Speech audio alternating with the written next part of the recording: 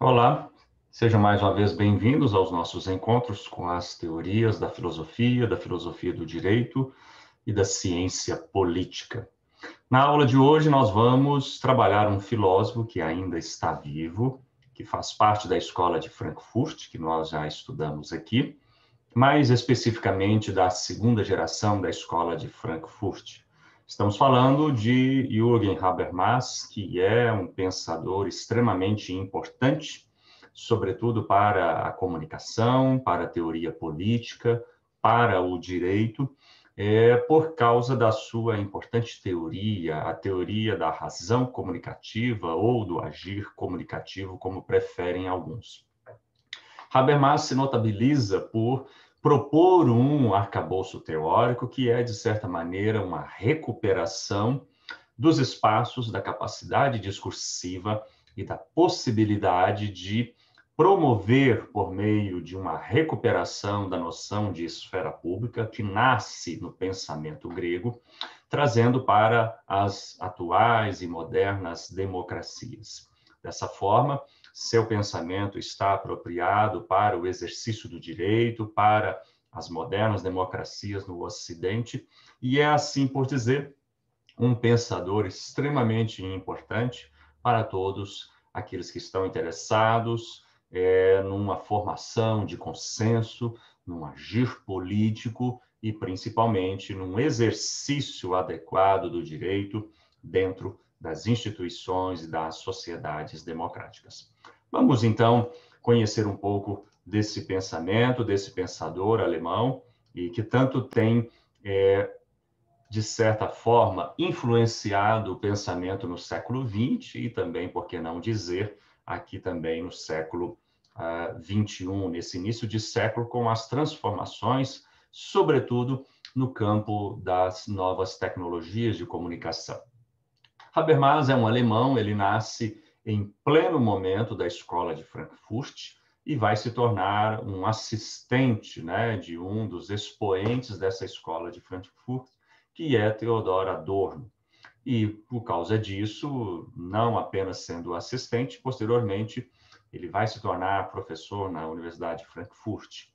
Talvez a maior contribuição de Jürgen Habermas é de ter participado desse segundo momento, porque vivendo, né, principalmente intelectualmente, na segunda metade do século XX, ele vai se caracterizar por um pensamento mais moderado, em oposição ao pensamento da primeira fase, da primeira geração dos filósofos da escola de Frankfurt. Dessa maneira, ele busca superar e avançar naquilo que foi uma conduta mais ácida e mais crítica da primeira geração de seus antecessores. E talvez a sua grande contribuição está justamente por operar no campo da linguagem, no campo do discurso, e assim contribuir para o pensamento político, o exercício do direito nas modernas democracias.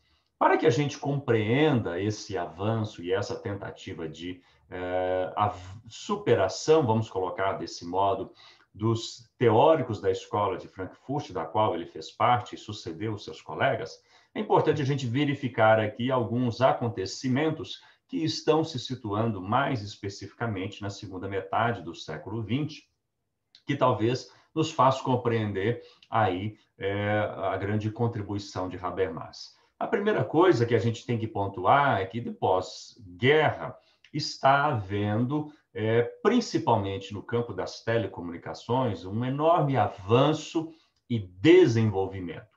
E para se pensar a sociedade, para se pensar o capitalismo, para se pensar a política, não se pode, de maneira alguma, ignorar a contribuição, né, ou o impacto e a influência dos novos meios de comunicação.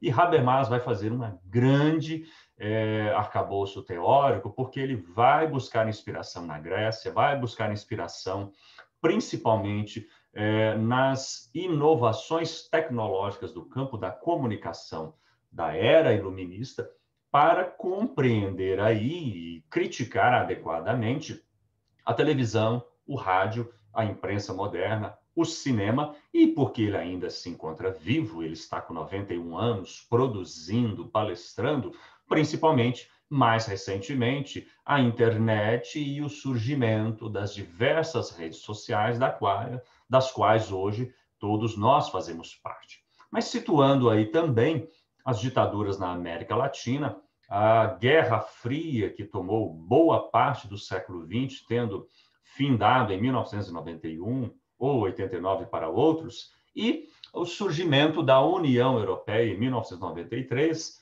dentro do bojo de diversos organismos internacionais, e aí, dentro do direito, nós podemos pensar nos tribunais, na Organização Mundial do Comércio, pensando aí no mundo como uma grande aldeia global, seja pelas comunicações, pelo tráfego de recursos financeiros, mas também os esforços cimentados pela globalização e por um capitalismo, não vamos usar a expressão tardio, mas um capitalismo não apenas globalizado, informacional e repercutindo todas essas transformações ao longo do século XX.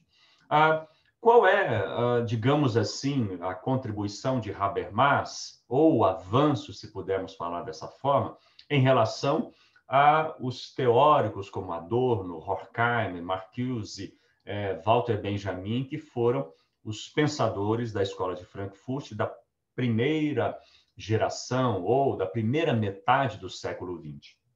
Vamos relembrar que esses pensadores da Escola de Frankfurt, eles eram extremamente críticos, né, naquilo que eram os ideais iluministas, principalmente do ponto de vista do iluminismo, a ideia de razão, e do ponto de vista do positivismo, a ideia de progresso.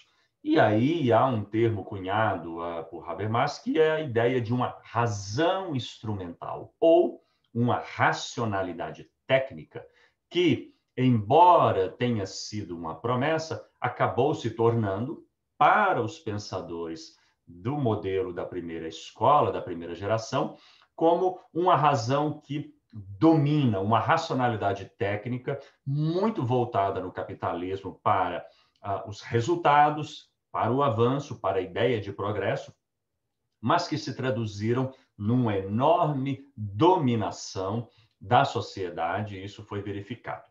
Bom, o que Habermas pontua? É preciso, né, na teoria de Habermas, ele coloca que é preciso desfazer um pouco uma confusão que os seus antecessores fizeram, daí diminuir essa capacidade crítica, ou amenizar ou atenuar essa crítica, né? Ou seja, para Habermas, e aí ele é um pouco mais otimista do que os seus antecessores, né, os seus colegas da Escola de Frankfurt, não é possível considerar a razão técnica ou a racionalidade técnica que estava vigindo nesse momento no capitalismo, na primeira metade do século, como a razão que rege a sociedade.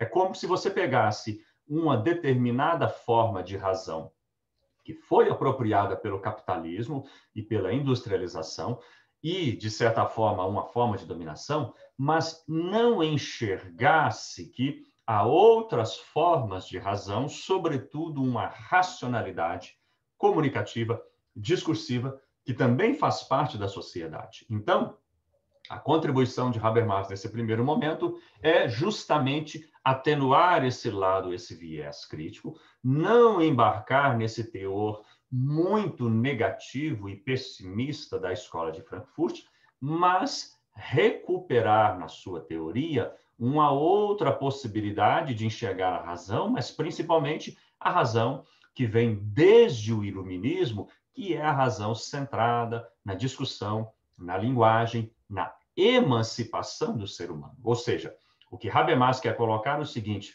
não é porque o capitalismo associou-se a uma ideia de razão e passou, a partir dela, a dominar e a exigir, né, por parte das sociedades um determinado comportamento, que nós devamos abandonar o conceito de razão que é tão caro para o Ocidente, tendo nascido com o pensamento grego. Então, o que Habermas propõe para fugir desse pessimismo dos seus antecessores. Ele propõe a teoria do agir comunicativo, que está fundamentada numa razão comunicativa. Então, em oposição a uma racionalidade técnica instrumental que serviu de dominação no capitalismo, né, que forjava as pessoas, os indivíduos, as instituições e a sociedade a só pensar num progresso em termos de resultado, mas que se traduzia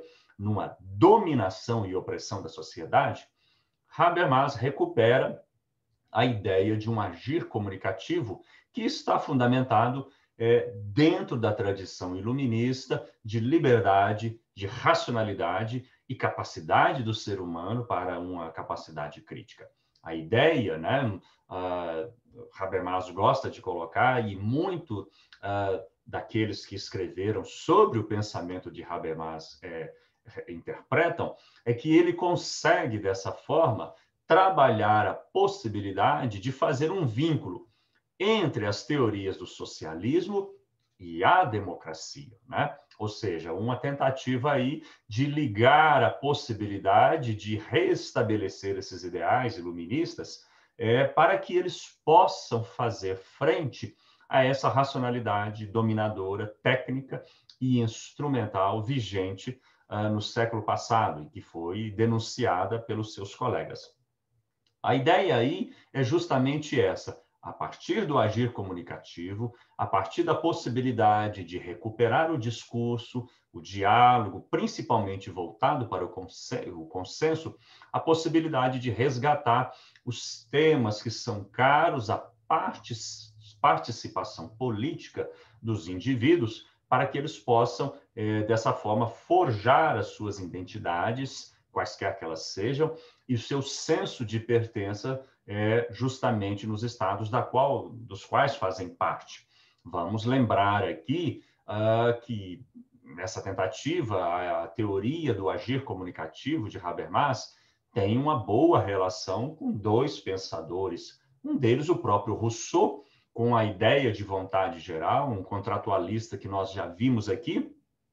E podemos pensar também numa outra pensadora, que é Hannah Arendt, quando trabalha principalmente a ideia desse agir político e da noção de liberdade ligada com a capacidade dos indivíduos. Então, digamos que Habermas está fundamentado nessas duas grandes tradições, mas vai justamente sistematizar na sua teoria do agir comunicativo todas as possibilidades dos indivíduos que, uma vez dotados dessa capacidade argumentativa, eles vão criar ações coordenadas visando ao consenso. O que é importante nós destacarmos é que quando Habermas fala de consenso, ele está excluindo qualquer agir comunicativo que não passa justamente por uma deliberação, pelo entendimento de todos os indivíduos de se posicionarem, inclusive as minorias, e principalmente de um agir comunicativo que está centrado no objetivo do consenso, e não no objetivo de satisfazer interesses desse ou daquele lobby, desse ou daquele setor. É uma teoria muito idealista do ponto de vista do funcionamento das democracias, mas ela é extremamente utilizada em muitos países e até por chefes de estados e parlamentos, porque visa justamente organizar, recuperar a tradição helênica dos debates e depois romana do fórum, para produzir o consenso, enxergando todos os membros da sociedade como passíveis desse grande diálogo. Então, nós estamos falando aí que Habermas, ele trabalha numa ética da discussão, numa ética da linguagem, numa ética da participação política. E um conceito muito caro para Habermas construir essa teoria do agir comunicativo, da sua razão comunicativa, é quando ele recupera a noção de esfera pública, fazendo um grande movimento, indo desde o Ágora em Atenas, onde os indivíduos, pelo menos naquela época, os que se enquadravam nas condições, que podiam fazer discursos, que podiam participar livremente daquele fórum, satisfeito as suas condições. Depois, o próprio Fórum de Roma, que tornou-se uma outra esfera pública. Quando nós falamos em esfera pública, é todo aquele espaço criado pelas instituições numa determinada sociedade, num determinado local, que garanta aos indivíduos condições de participarem dos negócios e da vida pública, né? Em oposição ao ágora grego e ao fórum romano, o que a gente vai verificar na Idade Média com o feudalismo? É o completo desaparecimento de uma esfera pública, porque a igreja e os estados monárquicos suprimiram a possibilidade qualquer, e isso já tinha sido denunciado pelos pensadores que trabalhavam no iluminismo, as revoluções burguesas que reclamavam isso, né? Que isso, o espaço, a esfera pública, ela só vai surgir novamente a partir dos movimentos burgueses. É importante que se diga, né? A teoria do agir comunicativo está centrada nessa noção, nessa recuperação iluminista da possibilidade dos indivíduos recuperarem seus espaços públicos, e isso vai ocorrer na modernidade, no bojo de diversas transformações, reforma protestante, mercantilismo, as revoluções burguesas, o crescimento da burguesia, e Habermas ele vai recuperar os meios de comunicação que, de certo modo, se tornaram suportes, né? Aqui eu estou trabalhando, utilizando o conceito de Marshall McLuhan, que é um comunicador, em que ele vai pensar como o meio de tecnologia que dá suporte, que amplia e que permite aos indivíduos reconstruir a esfera pública, tal como foi em Atenas e em Roma. No caso da prensa, a invenção da prensa, a possibilidade de produzir livros e panfletos, justamente ali na modernidade, no século XVI, vai criar um intenso fluxo de debate na Europa, a possibilidade de contestação do poder papal, do poder das monarquias. E no século XVIII, é muito trabalhado por Habermas o surgimento da imprensa. Naquela época, uma imprensa não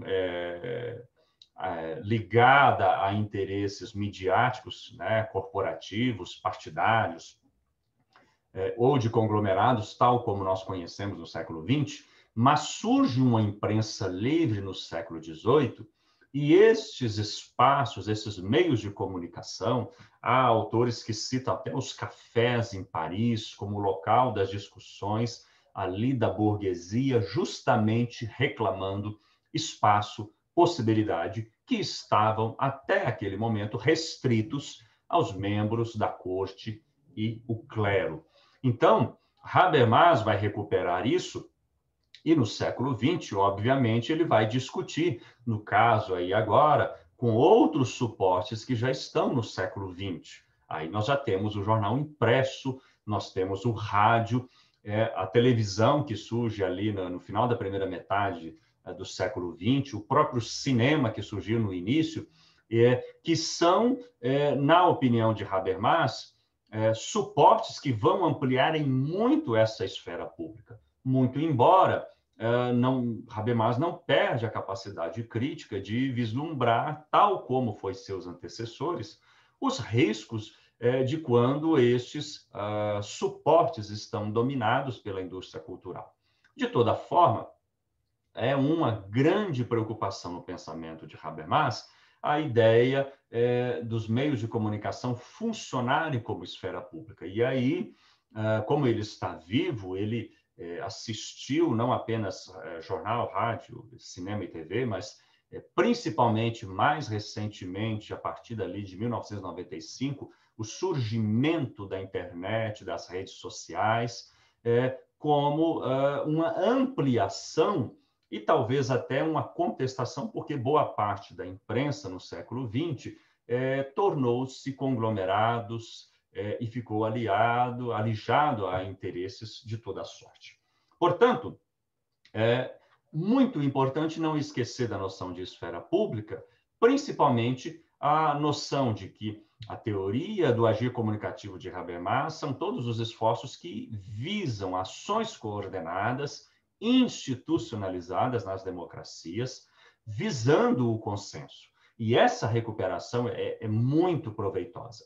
E aí Habermas fala que o agir comunicativo nas modernas democracias, eles têm que cumprir determinados preceitos, porque só podem construir consenso se eles estiverem dentro dessas pretensões de validade. E aqui entra muito o caráter do direito.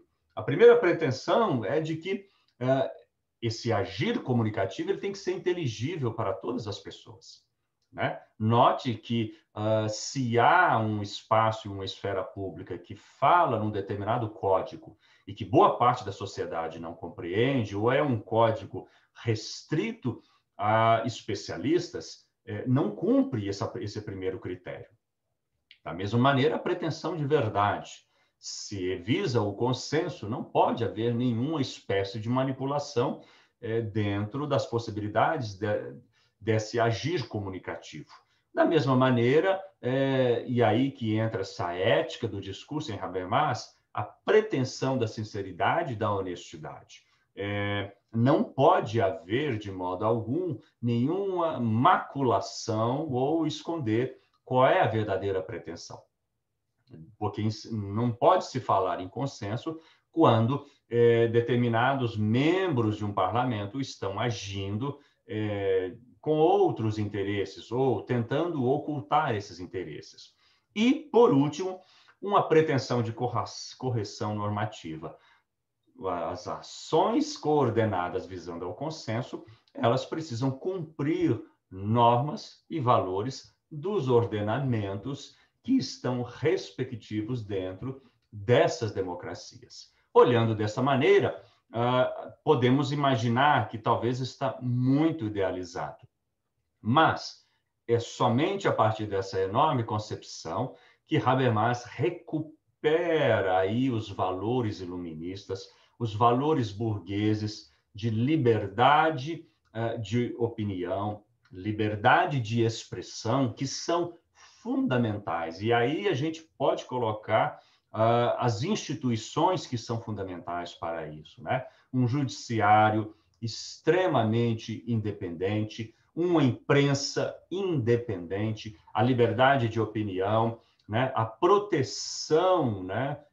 Dada aos indivíduos, a liberdade de imprensa.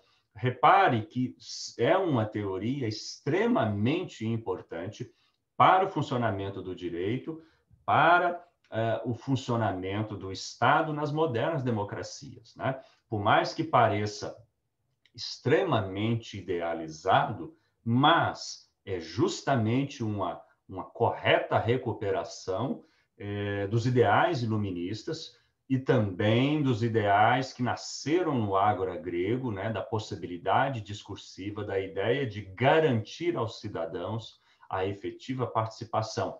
Não importam quais os segmentos que essas pessoas façam parte. Visto dessa maneira, não devemos nos esquecer, principalmente pensando num ambiente de forte polarização, de fake news, dos riscos, mesmo agora mediados por essas tecnologias, que as pretensões da teoria do agir, da razão comunicativa de Habermas corre, uma vez que não está devidamente garantido. Né? Então, finalizando, né, a proposta de Habermas, né? Então, o que é essa concepção de uma razão comunicativa, de uma teoria do agir comunicativo? É ter instituições democráticas que garantam plenamente o funcionamento de ações coordenadas visando o consenso para todos os membros da sociedade. É uma teoria burguesa, porque faz parte da linhagem das teorias iluministas, dos ideais burgueses, visa a participação ativa, e daí que a gente vai ter uma democracia deliberativa e não representativa, como a gente vê em muitos casos. é a ideia de capacitar, de dar condições e de oferecer possibilidade para que os indivíduos discutam e participem das decisões.